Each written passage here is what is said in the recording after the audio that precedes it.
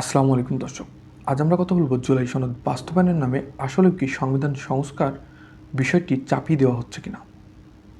আমাদের সরকারদলীয় এমপি শহীদুল সাহেব তিনি জাতীয় সংসদে বলছেন, জুলাই সনদের নামে সংবিধান সংস্কারের আদেশ চাপিয়ে দিলে সেটা মানতে রাজি নয়।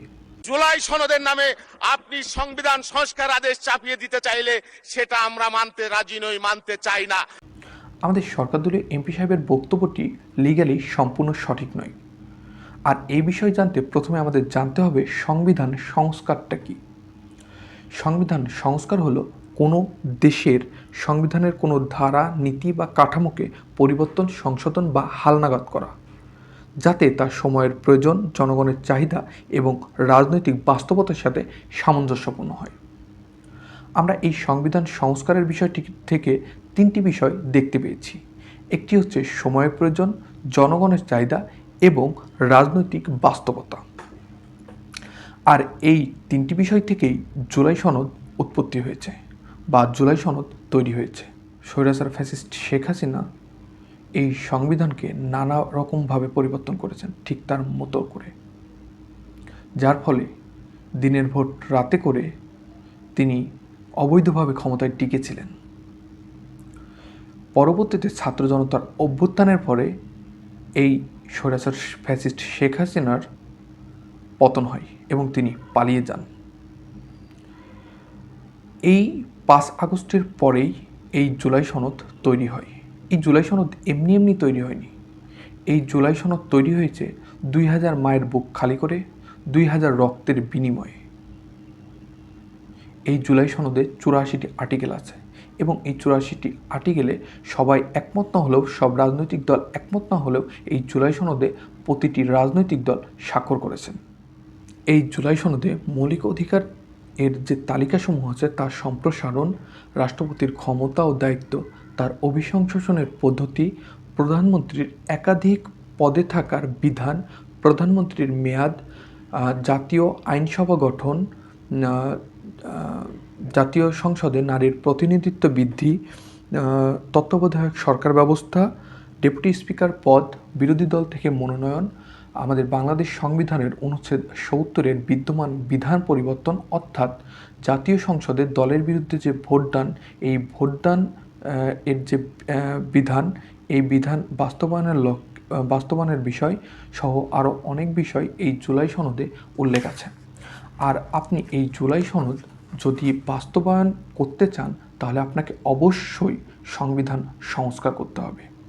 সংবিধান সংস্কার ব্যতীত এই জুলাই সনদ বাস্তবায়ন করা সম্ভব না, কারণ এই বিষয়গুলো অবশ্যই সংবিধানে উল্লেখ আছে এবং সংবিধানে যেমন সংবিধানে অনুচ্ছেদ 70-এ ডিক্টেটরশিপ তৈরির একটি, এই 1970-কে ডিক্টেটরশিপ তৈরির একটি কারখানাও বলা হয়ে থাকে, কারণ এই 1970 তার জাতীয় সংসদে তার দলের বিরুদ্ধে ভোট দেওয়ার যে রাইট সেটিকে খর্ব করে। তো এই যে অনুচ্ছেদ 70, এই অনুচ্ছেদ 70-এর মতো যে বিদ্যমান বিধানসমূহ আছে, এই বিধানসমূহ যদি আপনি পরিবর্তন করতে চান তাহলে আপনাকে অবশ্যই সংবিধানের গায়ে হাত দেওয়া লাগবে বা সংবিধান সংস্কার করা লাগবে। আমাদের এই জুলাই সনদ বাস্তবায়ন করলে আমাদের এই যে গণতন্ত্র ব্যবস্থা এটি শক্তিশালী হবে। ডিক্টেটরশিপ থেকে এই বাংলার জনগণ রক্ষা পাবে। বাংলাদেশের মানুষের এই যে অধিকার, এই অধিকারগুলো নিশ্চিত হবে। জুলাই সনদ বাস্তবায়ন করলে শুধু কোনো একটি দলের বা কোনো একটি মতের বা কোনো একটি গোষ্ঠীর লাভ হবে, বিষয়টি এমন নয়। দেশ ও জনগণের স্বার্থে আমাদের এই জুলাই সনদ বাস্তবায়ন করা উচিত। আমাদের মাননীয় প্রধানমন্ত্রী সাহেব তারেক রহমান তিনিও এই জুলাই সনদ বাস্তবায়নে গণভোটের পক্ষে, হ্যাঁয়ের পক্ষে প্রচারণা চালিয়েছেন। জুলাই সনদকে আমাদের সম্মান করতে হবে এবং সেজন্যই আপনাদের সকলকে অনুরোধ করব যে ধানের শীষে যেমন সিলটা দিবেন 12 তারিখে, একই সাথে আপনাকে যে দ্বিতীয় ব্যালট পেপারটা দিবে হ্যাঁ এবং না, সেখানে হ্যাঁয়ের পক্ষে দয়া করে আপনারা রায় দিবেন। তাহলে এখন কেন এই জুলাই সনদ বাস্তবায়নে নানা রকম টালবাহানা শুরু করেছেন এমপি সাহেব?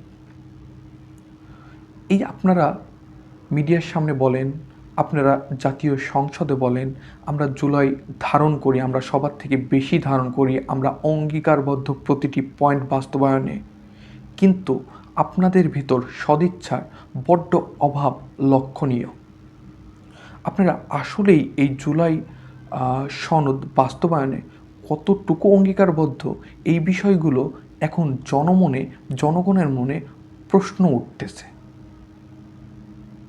আপনারা যখন বলেন জুলাই সনদ বাস্তবায়নে নামে সংবিধান সংস্কারের বিষয়টি চাপিয়ে দেওয়া হচ্ছে, তখন জনগণ আসলেই আপনাদের কাছে প্রশ্ন তুলতেছে, আপনারা আসলেও জুলাই সনদ বাস্তবায়ন করতে চান তো? আর কতদিন ধারণ করি অঙ্গীকারবদ্ধ বলে কাটিয়ে দেবেন? আর আপনি সরকারদলীয় সাংসদ বা এমপি হয়ে কিভাবে বলেন আপনাদের উপর চাপিয়ে দেওয়া হচ্ছে? আপনারা সরকারদলীয় সাংসদ, সরকারের হাতে কোনো আইন বাস্তবায়ন বা কার্যকর করার ক্ষমতা ন্যস্ত থাকে। সরকার না চাইলে কোনো আইন বা কোনো অধ্যাদেশ কার্যকর বা বাস্তবায়ন করা যায় না। আপনাদের উপর চাপিয়ে দেওয়ার যে বিষয়টি আপনি জাতীয় সংসদে তুলে ধরেছেন, তা সম্পূর্ণ সঠিক নয়। আপনাদের উপর চাপিয়ে দেওয়ার কোনো বিধানই নেই। তাহলে আপনারা কিভাবে চাপিয়ে দেওয়ার বিষয়টি উল্লেখ করছেন?